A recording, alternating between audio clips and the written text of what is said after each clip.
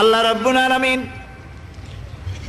কোরআনে কারীমের ভিতরে নবীজির নাম একটি বারের জন্য নাম ধরে তাকে ডাকেন নাই, বরং তিনি বলেছেন তোমরা পরস্পরকে যেভাবে নাম ধরে ডাকাডাকি করো আমার নবীকে সেভাবে নাম ধরে ডাকবে না।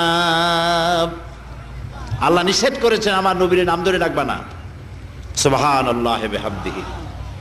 এই পৃথিবীতে যত নবী আসছেন সমস্ত নবীরা হলেন এলাকা ভিত্তিক নবী, অঞ্চল ভিত্তিক নবী। এক এক এলাকার, নূহ আলাইহিস সালাম এক এলাকার, মুসা আলাইহিস সালাম আলাক এলাকার, দাউদ আলাইহিস সালাম আরাক এলাকার, এরকম এলাকা ভাগ করা। কিন্তু মুহাম্মদ সাল্লাল্লাহু আলাইহি ওয়াসাল্লামকে আল্লাহ রাব্বুল আলামিন কোন এলাকার জন্য নবী বানান নাই।